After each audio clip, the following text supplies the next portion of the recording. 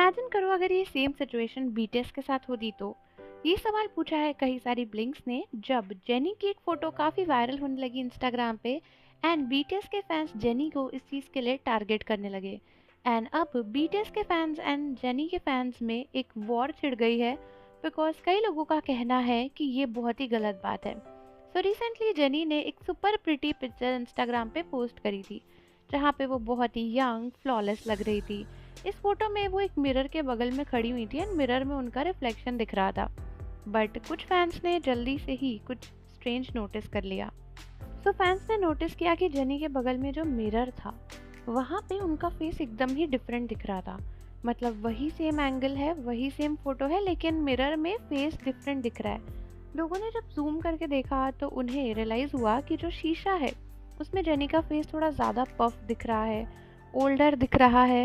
And जो main photo है जहाँ पे जेनी कैमरे की साइड फोकस कर रही है, उसमें जो उनका फेस दिख रहा है उससे भी अलग दिख रहा है। जिसके बाद ही सब कुछ शुरू हो गया। कई सारे लोग कमेंट करने लगे कि जेनी जो है वो अपनी फ़ोटोज़ को हाईली एडिट करती हैं, बहुत हैवी एडिटिंग करती हैं एंड अपने फेस को पूरा चेंज कर देती हैं यंग दिखने के लिए, फेक फिल्टर्स लगाती हैं। एंड ये काम वो अपने रिफ्लेक्शन में करना भूल गई, शायद ऐसा फैंस का कहना था।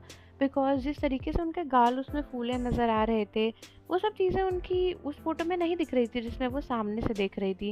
एंड बहुत ही वियर्ड बात है कि दोनों ही फोटो एकदम बगल बगल में है, मिरर का रिफ्लेक्शन ही है।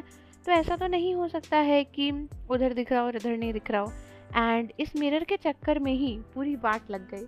लेकिन उसके बाद मेन क्रक शुरू हुआ, और वो ये कि आपको तो पता ही है कि जेनी से रिलेटेड कुछ भी कंट्रोवर्सी हुआ घूम फिर के वी को उसमें घुसा ही देते हैं। एंड इसीलिए फिर जब ब्लिंक्स ने देखा कि जेनी को इतनी हेट मिल रही है, तो कई सारे ब्लिंक्स बीटीएस को टारगेट करने लगे, स्पेशली वी को।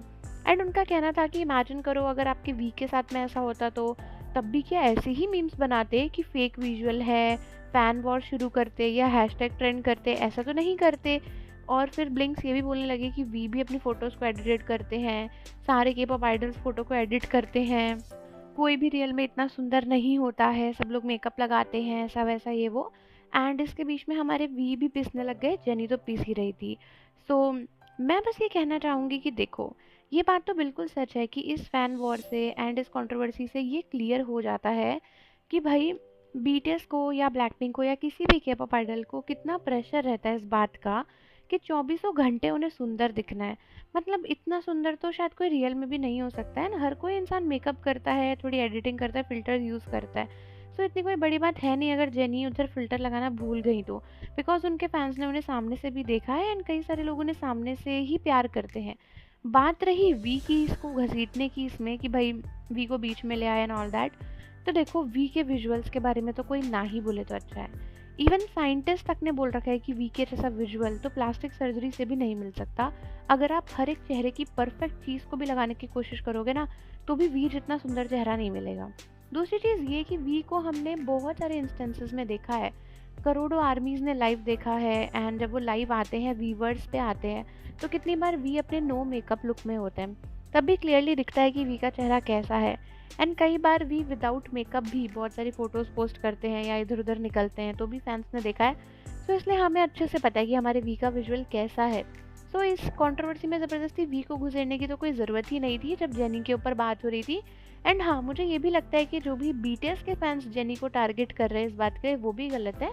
बिकॉज जेनी ने ऐसी कोई गलती नहीं करी है। हर कोई इंसान सुंदर लगना चाहता है, वो लोग एडिटिंग करते हैं, सब कुछ करते हैं।